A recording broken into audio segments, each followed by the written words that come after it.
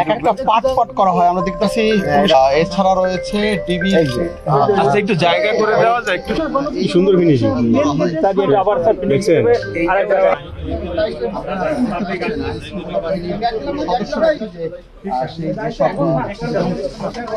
এটা তো মূলত মনে করেন এ জায়গারই কারখানা, এটা তো কর্মচারী আর। কারখানা তো এখানে আপনার আমার প্রায় 10-12 বছর। তা আমাদের কেএমপির ডিবির কাছে তথ্য ছিল যে এখানে একটি অস্ত্রের কারখানা রয়েছে।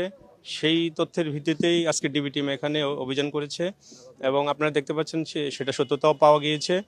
এখানে বিভিন্ন অস্ত্রের বিভিন্ন যন্ত্রাংশ উদ্ধার করা হয়েছে এবং যে যন্ত্রাংশগুলো যে ছাঁচের মধ্যে তৈরি করা হয় সেই ছাঁচগুলো আমরা উদ্ধার করেছি এবং যেখানে ফিনিশিং দেওয়া হয় সেখানেও আমরা অভিযান চলছে।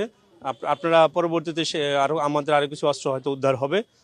আমাদের ডিবি টিম সেখানে কাজ করছে। কেএমপিতে জানান যে আপনারা অনেকগুলো ঘটনা ঘটেছে এবং অস্ত্র এত মানে ব্যবহার বেড়ে গেছে এবং আমাদের কাছেই এত কাছের ভিতরেই একটা অস্ত্রের কারখানা রয়েছে, এটা আসলে খুবই উদ্বেগজনক।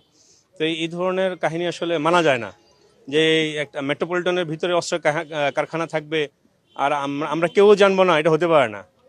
তো আজকে এটা আমাদের কেএমপির জন্য এবং সাংবাদিক ভাইদের জন্য এটা অনেক বড় অ্যাচিভমেন্ট, আমি এটা মনে করি।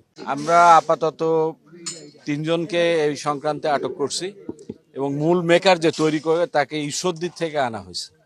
হ্যাঁ, এটা আনা হয়েছে, সে তারা তৈরি করতেছিল এবং এখানে বিভিন্ন ধরনের অস্ত্রের পার্টসগুলো তৈরি হয়, এটা সংযোজন হয় আরেক জায়গায়।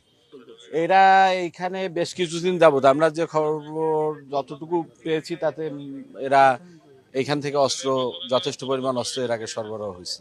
খুলনার আশেপাশে যেরকম যশোর, সাতক্ষীরা এই সমস্ত বিভিন্ন এলাকায় খুলনাতে এই অস্ত্রগুলা মানে সরবরাহ করা হয়। সন্ত্রাসীরাই সাধারণত সন্ত্রাসী জলদস্যু এরাই সাধারণত এই অস্ত্রগুলার খরিদ্দার। ট্রিগার গার্ড, তারপর ব্যারেল, তারপরে আপনার ককিং যে ইয়েটা থাকে উপরে স্লাইডারটা থাকে সেটা, এটা বিভিন্ন মানে ঢালাই করে যে জিনিসগুলা তৈরি করতে হয় সেই জিনিসগুলা এখানে তৈরি হইতেছে। এর ফিনিশিং এর যে জিনিসগুলা ধরেন বাটের কাঠের অংশ, তারপরে আপনার স্প্রিং, এগুলো আবার অন্য জায়গায় সংযোজন হয়।